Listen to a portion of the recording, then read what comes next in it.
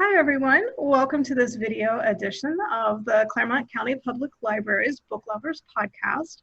I'm joined by two librarians today, Kara from our Amelia branch. Hi. And Stacy from our Collection Development Department. Hello. They're the ones who get to do all the fun stuff and buy the books, so awesome that Stacy gets to do that. So today we're going to be talking about school readiness. And Kara, would you like to give us a little explanation about what that is? Sure. So I'm going to bring up my images here so everyone can see. Who doesn't love visual aids? Yeah, some pretty pictures. So school readiness encompasses a lot more than people might think it does. I know when we talk about school, usually we think about academics. But when you're talking about kids that are just starting school, and we use the term school readiness to include preschool, kindergarten, wherever your kid's starting out, that encompasses a lot more than academics because they're just learning what school is. And they're also just still learning how to take care of their bodies and interact with other humans. So there's a lot more to it than just ABCs and 1, 2, 3s. So we'll talk a little bit kind of at the end of my portion of what Ohio, they have a checklist, the Ohio Department of Education, for all the different kinds of things that kids need to learn. But mostly what I'm going to talk about is what applies to kids in Clermont County. Great. I feel like adults are still learning how to interact with other human beings too. So Fair point.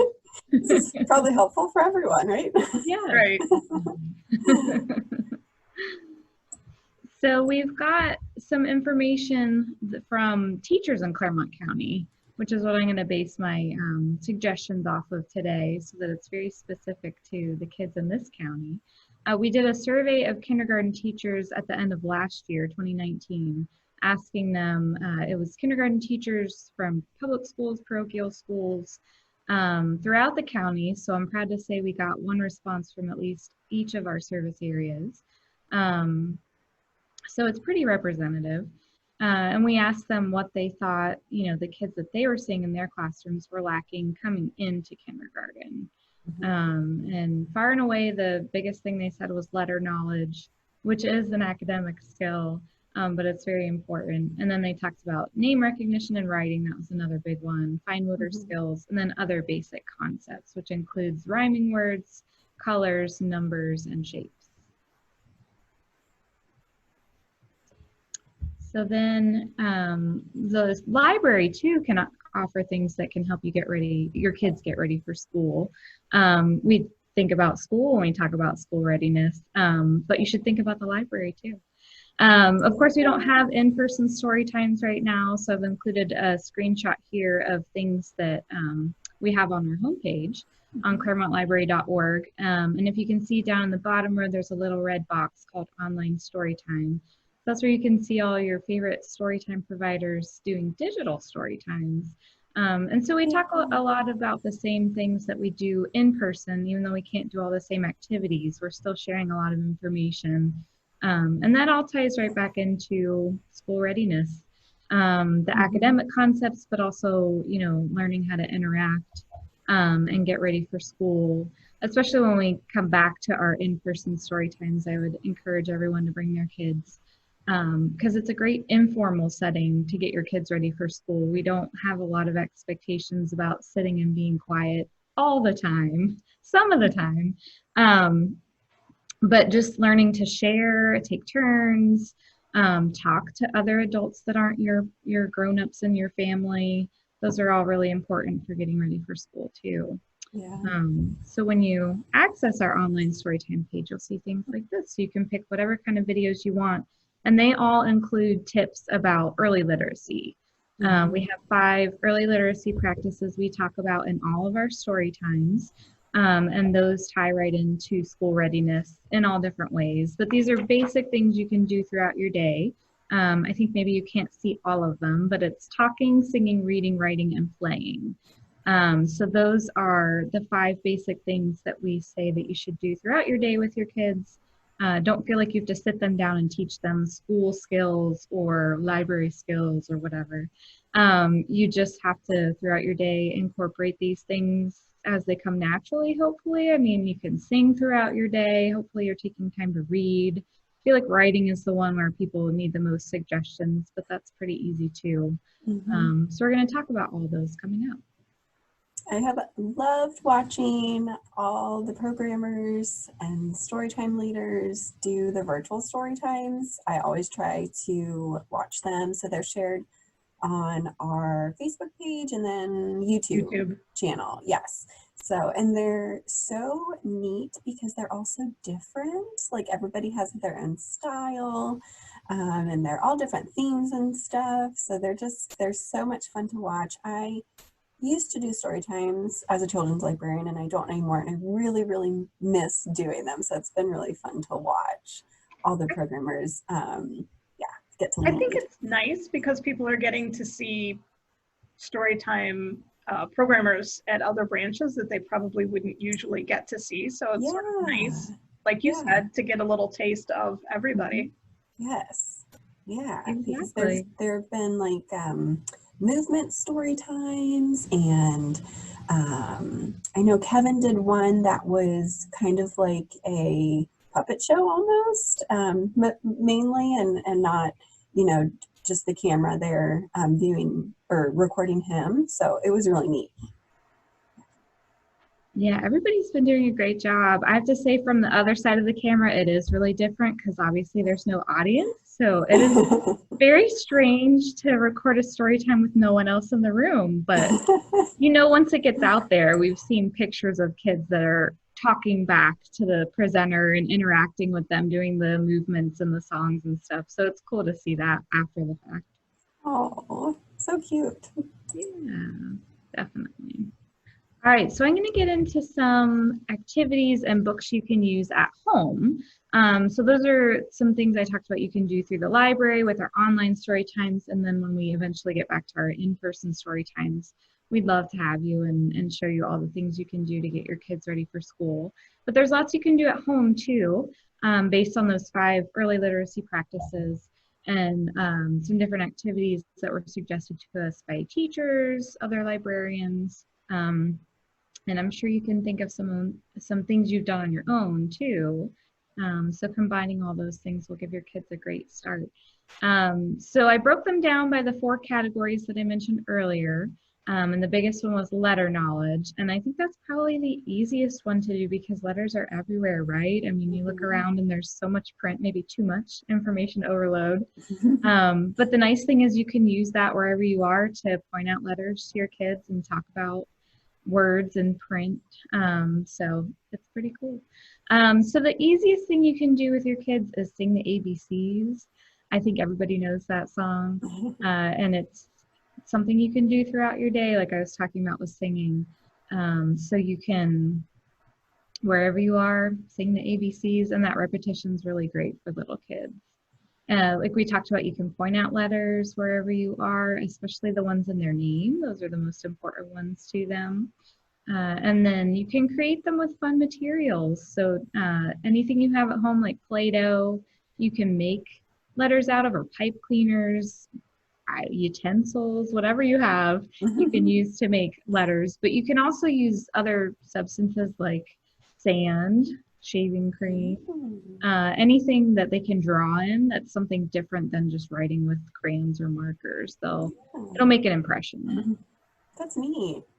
Yeah. I know we have I can't think of the title off the top of my head, but I know we have a book about finding letters in nature. Or like out just outside. So like if you are at a playground and you're looking at a swing set, you might see like the letter A, stuff like that. So just really neat. Or you look up in the trees when the leaves are bare and the trees are bare, and like you might be able to pick out some letters like in the tree branches and stuff. So that's really cool. Just find letters wherever you are. Very true. Yeah, my youngest is always bringing me tree branches and saying, why? Why? Oh. Letter Y. Oh. That's awesome. Yeah, so letters are everywhere, even if they're not meant to be letters. That's right. Yeah. The thing that's helped my kids the most is ABC puzzles. We have a foam puzzle and a wooden puzzle. We have magnetic letters on our kitchen fridge. So anywhere that you can spell out the alphabet, organize them. So if it's a puzzle, it's nice because you can dump them out and they're all out of order, and then help them put them in order. And then you can sing the song too. You could also make your own puzzle out of just like a cereal box. You can cut it up and write the letters on it and make a puzzle out of it. Cool. Yeah. And then I would suggest identifying what I call trouble letters. So letters that don't pop up very often, like Q or Z, or letters that your kids might not be as familiar with. If you notice when you're singing the song or working on a puzzle that they can't identify them very easily, try to find some books that have those letters in them, or you can just point them out more often as you go throughout your day. Try to recognize those letters, just so you make sure that they have a handle on all the letters. And then, of course, there are tons of books about the alphabet. You can search our catalog for those to find them, but these are some of my favorites. Now I Eat My ABCs is great for toddlers. It's letters all made out of different kinds of food, so they'll find that really fun. And then the end has them all together. So a lot of alphabet books will use the end papers or the last page of the book to put the entire alphabet together. And then you can sing through the song or point out your favorites or find the first letter of their name, anything to engage with the different letters. And I Stink does a similar thing with the alphabet. It's in the middle of the book though. This one's great for vehicle lovers. It's a garbage truck that's going on its morning run, and it explains everything about how that works. But then in the middle it says that it's eating alphabet soup. But it's all like stinky, silly things that are in the garbage, like dirty diapers and things like that. And it goes through the alphabet in order and shows pictures of all that stuff. So that one is good, probably especially for boys. They'll find it funny. And then the last one is A Busy Creature's Day Eating. I think it's probably hidden. You probably can't see the author, but it's by Mo Willems. If you're familiar with the Pigeon books, everybody loves him. So I like these stories that are, they take the alphabet and make a story out of it. There's a handful of those that I've used in Storytime, and those are always really fun. So I'd recommend that as well. And Mo Willems is just an awesome author and illustrator, in my opinion. Just the cover looks so fun and colorful, and I just think it'll really capture kids' attention and also, help them learn their letters, which is great. Yeah, it's silly like most of his books, so I think that's a big factor. If you can make it funny, kids will stay engaged. So I think The Creature Eats Furniture for letter F, so he kind of runs out of normal food and just eats furniture. Yeah, why not? Or as one does. Sometimes I think we feel like it, especially when we're trapped at home. Fridge is empty, furniture looks good. I don't know. All right, so the next category was name recognition and writing. So like I talked about with letter knowledge, if you can review the letters in your child's name, those are the most important to them, especially the first letter. So anytime you can point those out, and just in the most simplest terms, obviously just writing their name with them, helping them learn how to write the letters or write it for them, show them what it looks like, talk about each of the letters and their sounds. You can do a letter hunt around your house for all the letters in their name, using different products and things around your house. One that I like is to make up a name song. Luckily with both of my kids, it was easy because they have 5 and 6 letter names. So you can use the bingo song, B-I-N-G-O, but plug in their letters, and that works. Cool. But you could come up with your own song using another classic like The Wheels on the Bus or Itsy Bitsy Spider, whatever works with the rhythm of your child's name, or just make up your own tune. And that will help them remember how to spell it. And when they're trying to write it, which can take a very long time when they're first starting, they might lose track of where they are. So you can say, well, sing your song, and they'll pick it up. So I like that suggestion. And don't forget just scribbling and drawing. If your kids are too young to learn how to write their name, if they're a toddler, that's a great way to develop those early writing skills. and also teaching them their shapes. So that's one way that they'll learn how to differentiate the letters, is knowing their shapes. And that's the same kind of skill. So they'll need that. So starting there with toddlers is a great place. Awesome. And the next thing we heard from teachers is about fine motor skills. So that's developing and using the small muscles in your fingers and your hands, as opposed to gross motor skills, which is the big muscles you use for running and jumping and things like that. Kids are coming in not knowing how to cut with safety scissors or even use a pencil, from what we heard. So these are really important skills that they have to learn before they can start learning what the teacher's trying to teach them. So if they don't have that foundation, it can be hard to get started in school. So some of the things that the teachers suggested to us that we could do in Storytimes or parents could do at home is to practice cutting with safety scissors.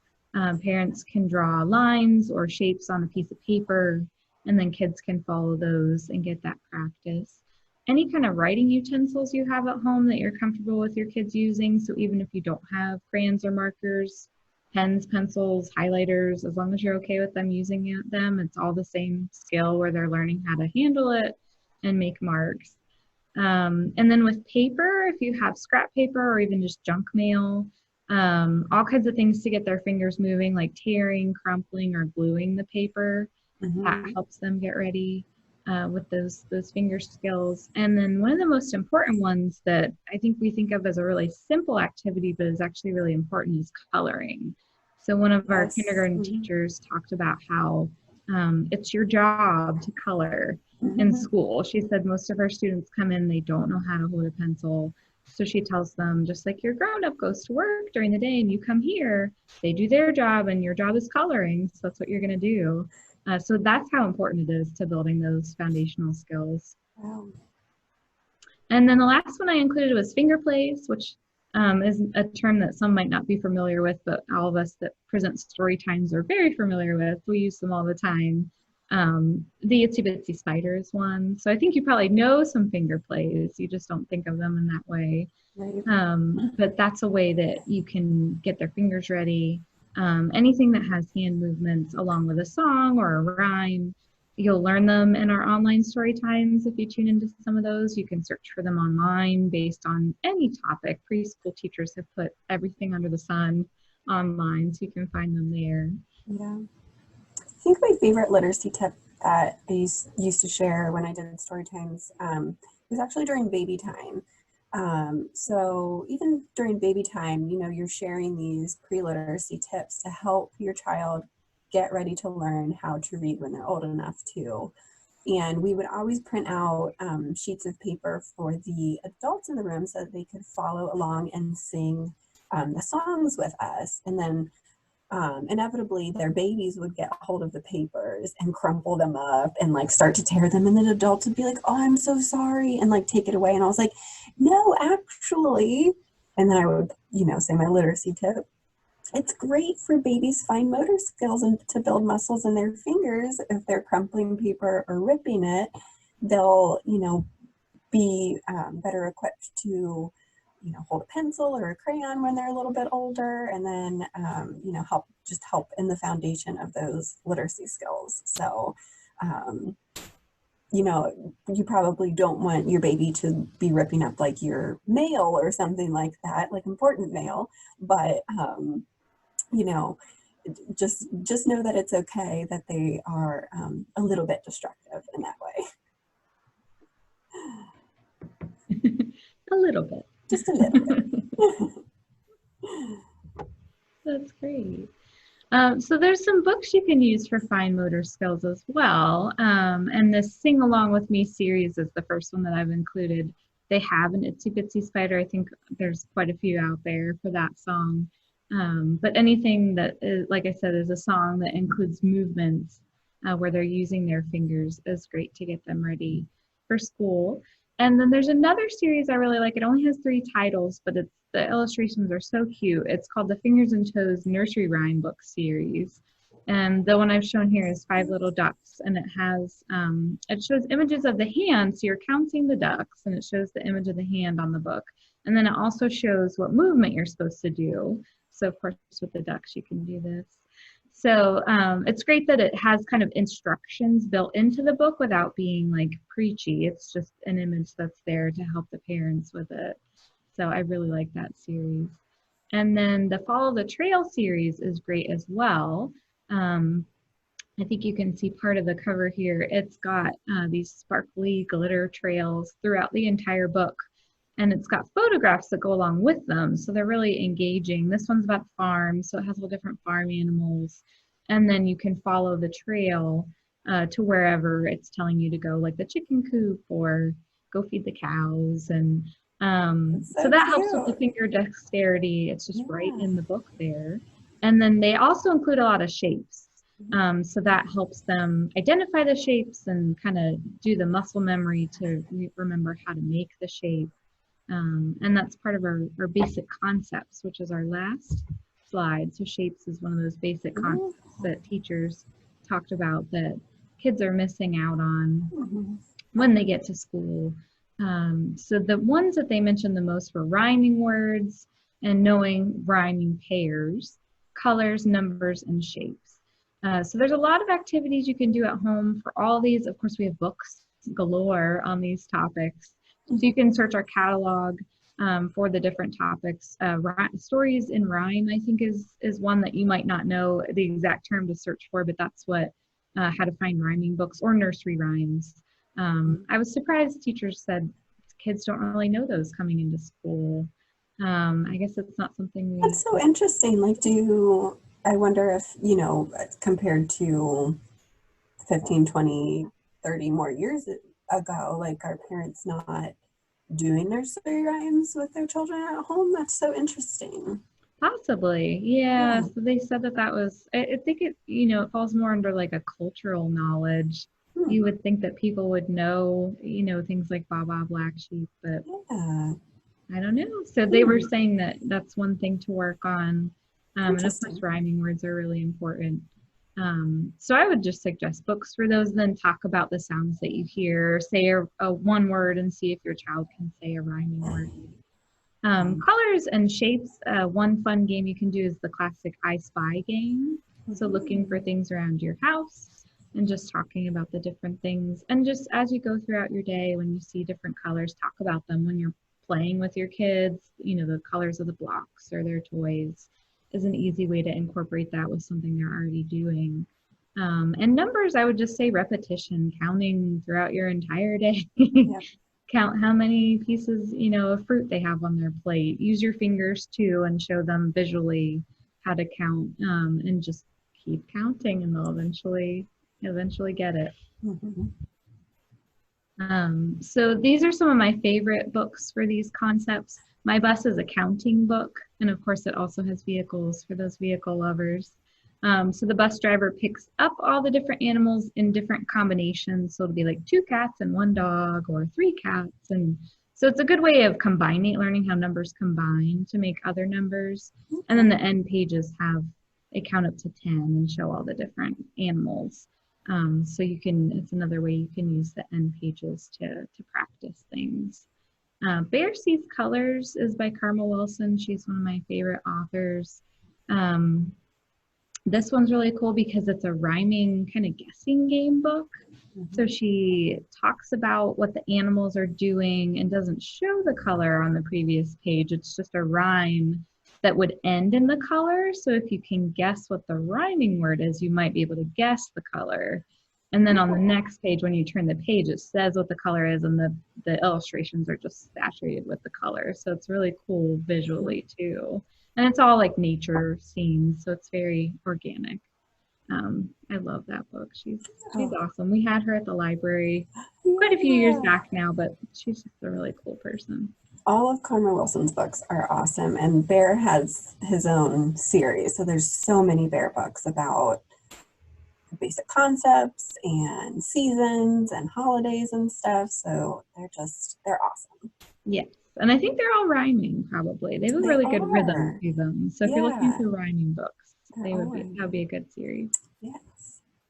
And then the series I suggest for nursery rhymes is Jane Cabrera's books. I don't think it has a title necessarily as a series, but if you just look her up as an author, she has tons of nursery rhyme books with the classics like Baba Black Sheep, and then songs that you're familiar with like The Wheels on the Bus, Twinkle Twinkle Little Star. And she kind of expands on things. One of my favorites to use in the story time is Row, Row, Row Your Boat. And it goes into all these different animals that you wouldn't expect. So like there's an alligator. If you see an alligator, make sure you scream, I think is how it goes. So it adds more verses. And Twinkle Twinkle Little Star does too in really cool ways. And her illustrations are just really cute. So. They are. Yeah.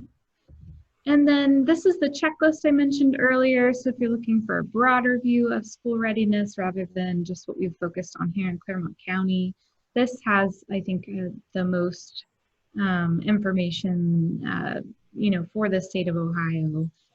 It's longer than what you can see here, but this is just some examples of what they talk about.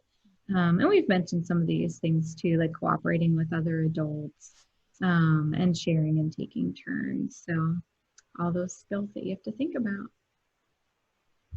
All the important skills that, they're just not inherent. Like you have to learn them. You have to practice. Yeah. And like you said, some adults are still learning how to share. That's right. Very true. Very true.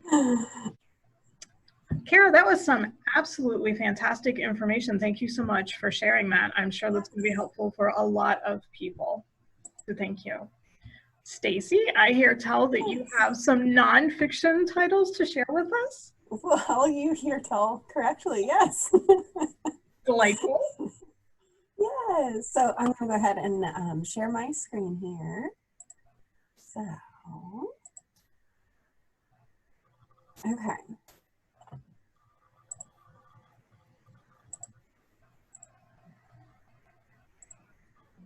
All right. Okay, can you guys see what I'm seeing? Hopefully, my presentation. You do. Awesome. Okay, so I am one of the collection development librarians here in the system, and I primarily focus on selecting books for babies, kids, and teens.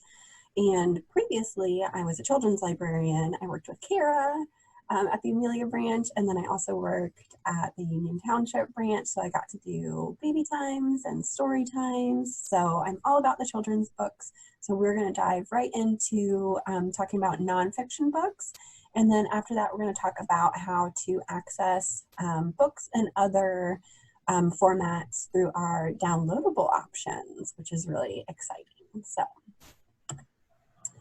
okay. So why nonfiction? I feel like a lot of the times parents kind of forget that we have nonfiction books for little kids. So a lot of the times we see a lot of like second graders and up coming in to, get nonfiction books for school, or they're just really interested in something like dinosaurs or something like that, animals.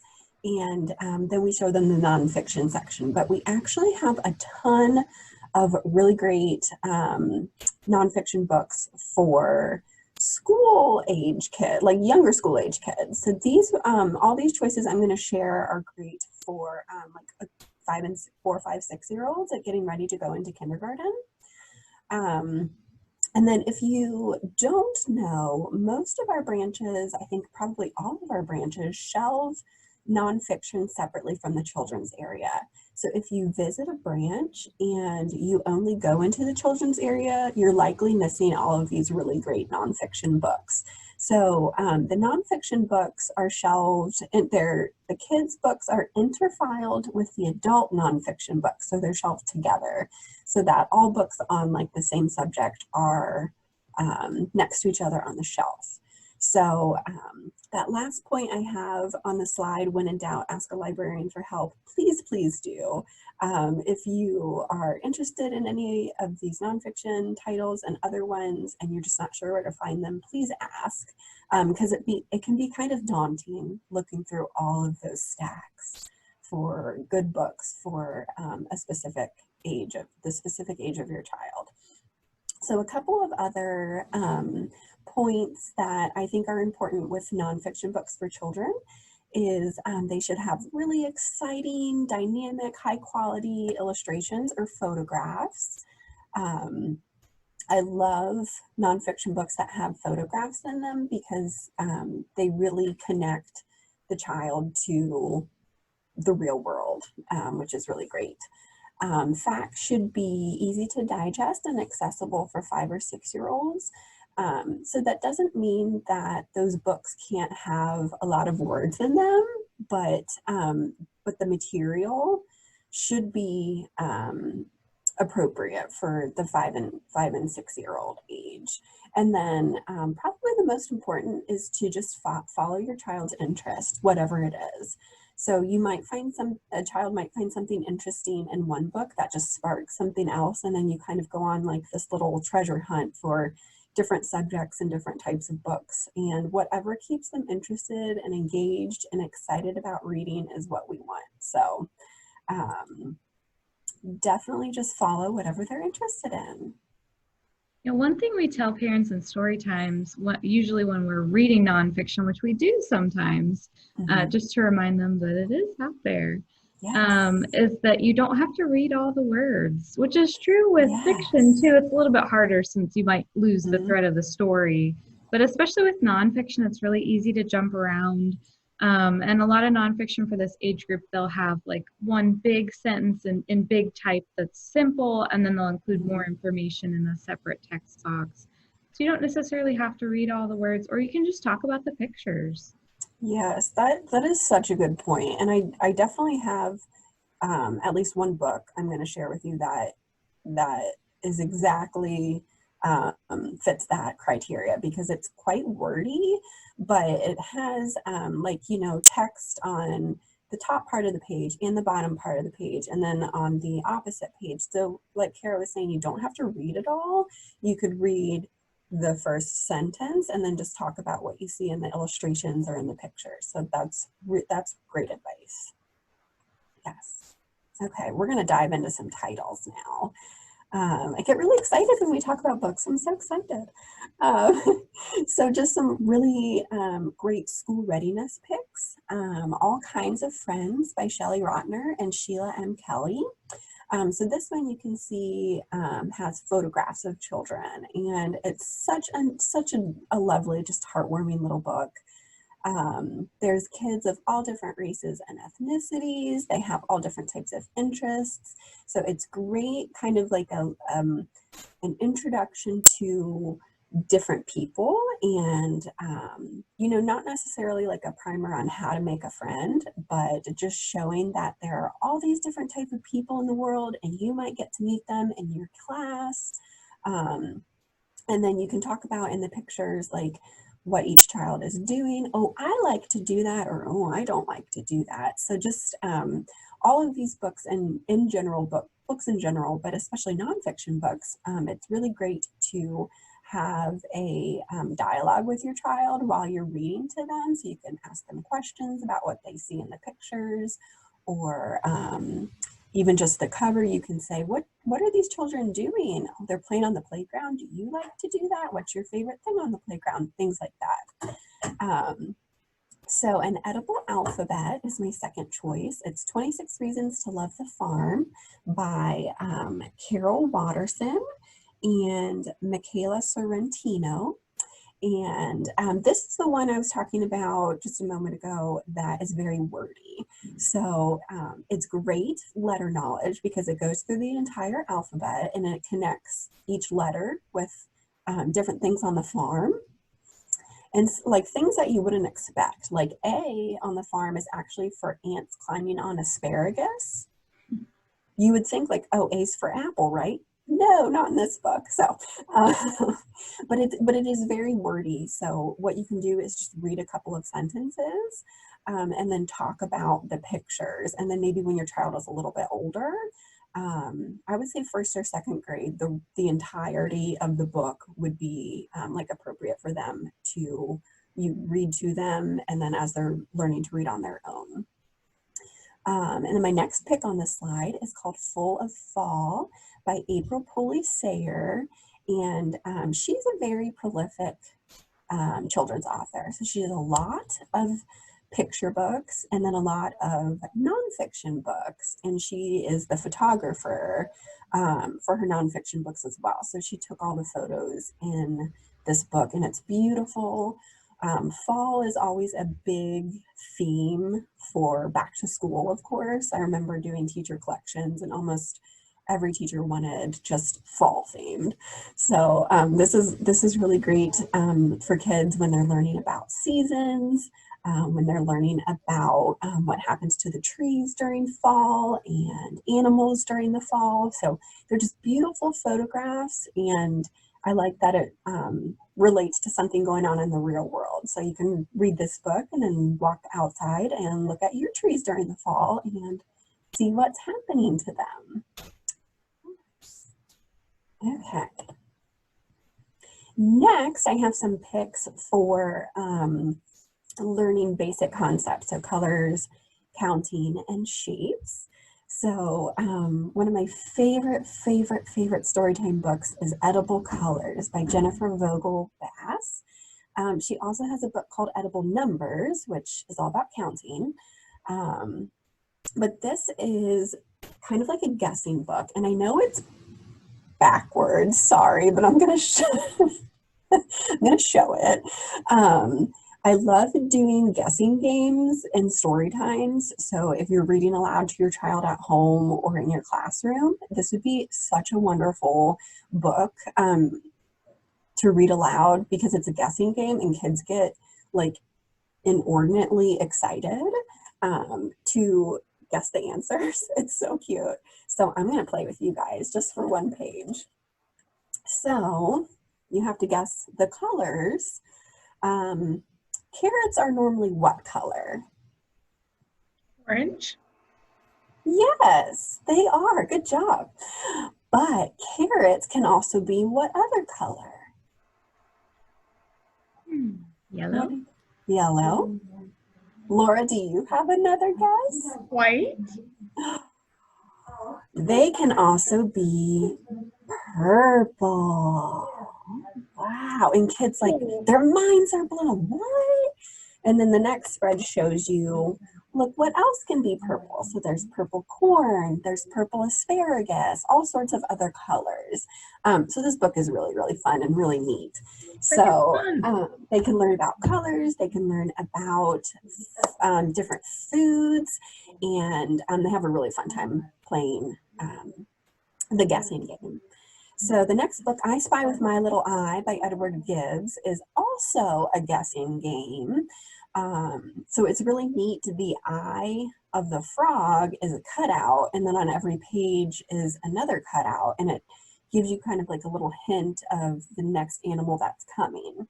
So I think the first spread is I Spy with My Little Eye something that is blue. And then there's a little animal fact to help you guess. And the animal fact is, I'm the biggest animal in the world. Do you know what that could be? Is it the blue whale? It is a blue whale, yay! So it's a really fun guessing game. You get to learn about colors. So even before you read the page, you can ask the children or ask your child, what color is on this page, so that they can learn their colors, so you're not just telling them. And then the last pick on this page is Ocean Counting 1, 2, 3 by Janet Lawler and Brian Scary. And it is a National Geographic kids book. And we have lots of National Geographic kids books in our collection, and they have amazing photography and really good neat facts in them. So obviously this one is all about counting.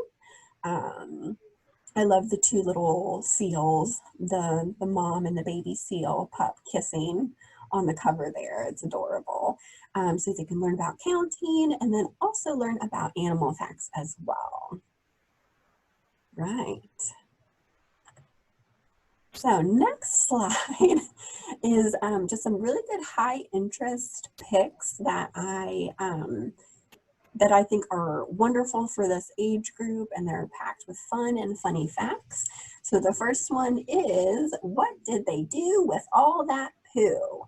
By Jane Kurtz and Allison Black. So this, I think, will satisfy those children who love to talk about poo. And, you know, it's a fascinating topic. It really is.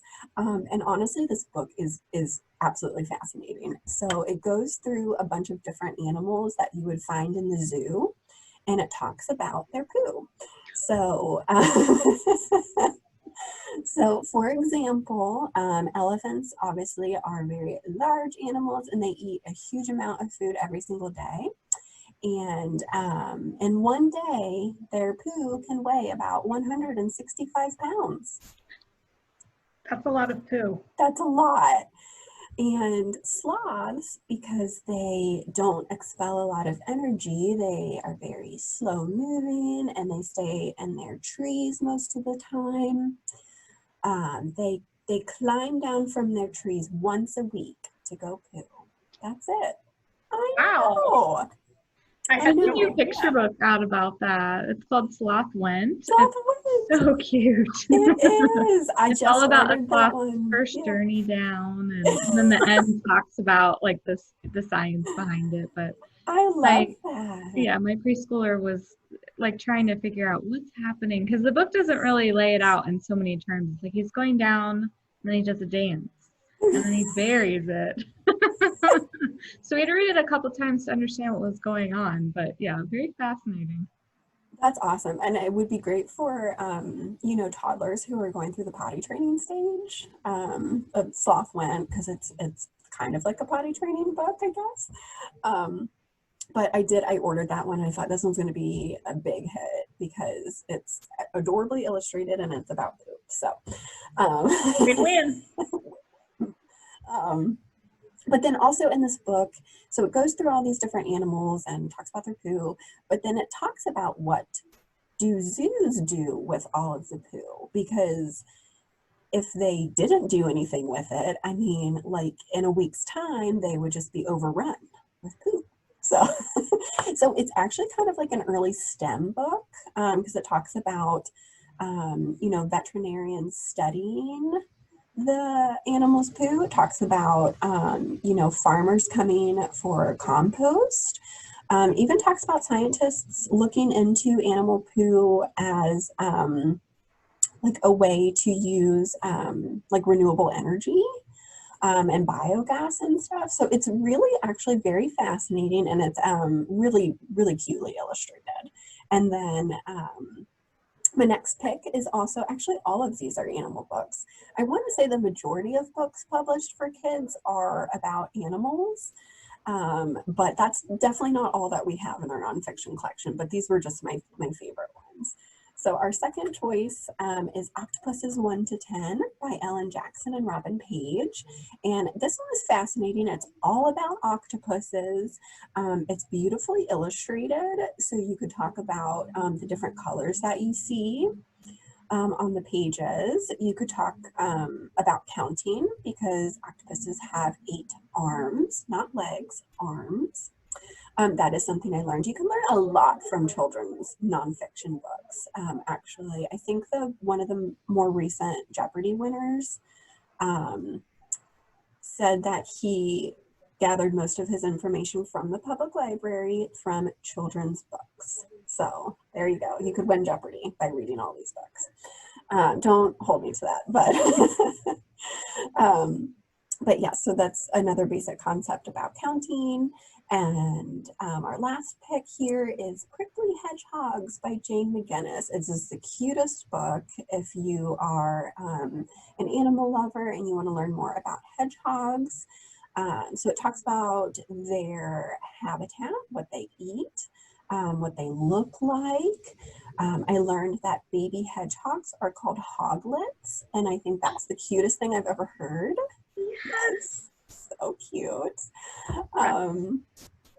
Yeah, so just really create kind of primers to different pieces of information here. So if that piques your child's interest, you can search for more books, which is great. And you can put, if any of these titles piqued your interest, you can place them on hold, either by calling your local library branch, and our librarians would be more than happy to place items on hold for you. You can use the online catalog if you're familiar with using that, or actually we have an app that you can use. So if you go into your app store and just search for My Library, you can download the My Library app. You'll log in with your library card number and your PIN number, and you can place items on hold that way. And you can also renew any items that you have checked out inside the app, which is really neat. So those are all of my nonfiction book picks.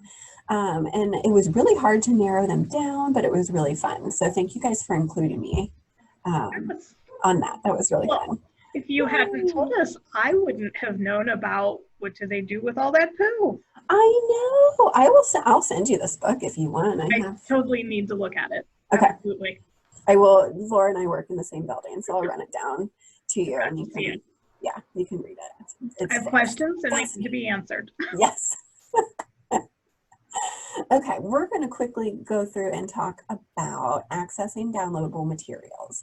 So when I say downloadable materials, I mean ebooks, e-audiobooks that you listen to, videos, music, magazines, comics. We have it all, and it's downloadable, so you can access it from home using your devices, which is really neat. So you can go about it a couple of different ways. We have a couple of different resources that house all of our downloadable materials. So if you are on our website, if you're on a computer or a laptop, what you want to do is first go to our website, it's clermontlibrary.org. There's a tab at the top called Digital Library. You'll hover over that and you'll click on Downloads. Then you'll be able to see the different resources that we have, which is listed at the bottom of the screen here. So we have the resource Readiness, which is for ebooks. We have Hoopla, which is my personal favorite. They have ebooks, e-audiobooks, videos, comics, and music. There's also Overdrive, which is probably the most popular in terms of like most people use it. Most people have probably heard of that one. And it's a big consortium where we share materials with other libraries in Ohio. So there's a lot of content on there, which is really nice. And they have ebooks, e-audiobooks, magazines, and videos. And then we also have RB Digital, which is primarily known for their magazines. So they have hundreds, I want to say, of different types of magazines. I just checked out the other day the newest Food Network magazine. So I got like good recipes out of there, which is really fun. And it's instantaneous. You check it out and you get to read it right away on your computer or on your device, which is really neat. So they have magazines, ebooks, and e-audiobooks. So I think the easiest way to use all of these and access all of these downloadable materials is on a smartphone or a tablet, like an iPad or a Kindle or something like that. So basically, if you're on a device, what you'll do is just go into your app store and you'll search for the resource name. So you can search for Readiness, you can search for Hoopla, and you'll download their apps. But if you want to find out more about each resource, I would suggest going to our website first and then going to our downloads page, and you can read a little bit more about each resource and what they have to offer. So there's a little promotional flyer on this slide about back to school books with Hoopla ebooks. So all of these books are available on Hoopla. And right now Hoopla is immediately accessible for everyone. So there's no wait list. So if you find something on Hoopla, you can check it out and download it right away, which is why it's my favorite downloadable resource that we have. Instant gratification. Instant gratification. Yes, that's what everybody wants. So. And it's probably worth pointing out too that if people are familiar with Libby and Overdrive, it's the same collection. It's just that Libby only has ebooks and e-audiobooks. It doesn't have the videos. That is a really good point, because I think that does a little bit confusing. Cause some confusion. Yeah, it's like, why are there two different apps for the same resource? But so that's really great to point out. And if you get stuck on any of this, call your branch. We can talk you through it over the phone. I don't know if we're doing one-on-one appointments now, but we might be able to sit down with you and go through the steps for downloading onto your own device. But we can definitely do it over the phone. You can try. Sometimes it's hard to see. You can't see it. So sometimes it's hard to communicate what's going on. So sometimes it is easier if we can see it. But yeah, with everything going on right now, we have done some tablet help, but usually you're sitting kind of far away and we just peek at what you're doing. Yeah. So everything's a little bit different now, but we can still help for sure. Absolutely. And there's a form. If they go to the downloads page that you mentioned, there's a great big blue button, and there's an email form that they can always fill out too. So if it's a time when we're not going to be in the branches, you can always email us and we'll get back to you as soon as we can. Awesome. Yes, when in doubt, ask a librarian. That's my other mantra. So good advice. Good advice. Yes. So just really quickly, what do you need to check out downloadable materials? You must have a library card first and foremost. You need your PIN number, and you need something to read or watch or listen on. So a computer, laptop, tablet, or smartphone. If you don't have a library card, you are welcome to come into any of our 10 branches and apply for one in person. That will give you access to all of our materials. So I like to call it the full access card. I don't know that it actually has a name, but that lets you check out all of our downloadable materials, but then also all of our physical materials. So in order to get a full access card, you need a government issued, state issued photo ID, so your license would work, and then something with your current address on it. So if your license has that, you're good to go. If not, you could use your license and then a postmarked piece of mail or a bill or something that has your name and current address on it. If you're just interested in downloading materials, not borrowing anything from our physical collection, we do have an e-card option, and you can apply for an e-card option online. So if you go to our website, clermontlibrary.org, again, hover over the digital library tab and then click on e-card application. You just fill out all the boxes and you will be emailed a library card number and instructions on how to set up your PIN number. So it's very, very simple. It's very easy. You don't need any other verification to get an e-card. It can happen all within like about 24 or 48 hours when, staff are able to process your application and then email you your library card number. So it's super easy and super quick. And this is just a screenshot of the Ohio Digital Library. So that is the consortium that is powered by Overdrive. So if you have the Overdrive or the Libby app, this is kind of what you'll be seeing. I did this screenshot on my computer, so it looks maybe a little bit different than how it would look on a smartphone or a tablet. But you can search by title, author, subject. I did an advanced search for juvenile nonfiction picture books for grades kindergarten through 3rd. So there's 69 that are currently available. So all of those great nonfiction books that we talked about, if any of those, piqued your interest, you could see if they're on Overdrive, or you can find one of these other great nonfiction books for the same age range. I love Kate Messner's books, the Over and Under the Snow, the bottom right one. They're awesome for opposites. And then they're just so beautifully illustrated, and it talks about this one, Over and Under the Snow, like what is happening above ground during the winter time in the woods, and then what's happening underground as well. It's so neat. I love it. Okay, so why downloadables? Why even bother with them?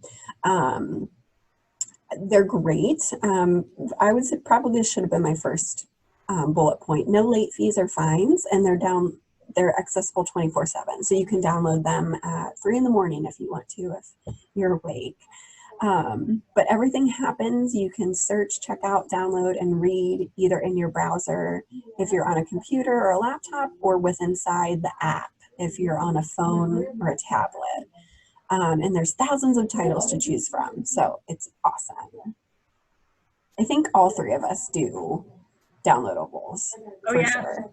Yeah, all the time. Yes. I love physical books. I love, holding a physical copy of a book. But like if you're going on a trip or if you're going on vacation or something, it's so nice to just bring either your phone or a tablet and have, dozens or more titles available to choose from. And then these are just the little icons of each of our downloadable resource. So there's An Order of Reading, Hoopla, the Overdrive, and the Libby app are right next to each other. So that's the big blue O and then the purple background with the face on it. So those both are used with the Ohio Digital Library, and then RB Digital is last there. Okay, so just so you know, we are starting again with our regular hours on Monday, July 27th. So if you are interested in any of these books, you can come in and visit your branch, visit your librarians. They have missed you so much. So our normal hours are posted here. And again, when in doubt, ask a librarian. That's what we're here for. We're here to help. The reference librarians, and especially the children's librarians, are experts in finding just the right book for you and your child. So definitely ask for help or for suggestions. That's it. That was some fantastic information, Stacy. Awesome. So Yay. thank you. Actually, thanks to both of you. I appreciate all of that. That is just an absolute wealth of information. And just to let our viewers know, we'll have show notes that have links to all of the things that you've talked about. And that'll be on the website, which, as you both said, is clermontlibrary.org. So thank you to both of you. Thank you to all of our watchers. And remember, read on, readers. Bye.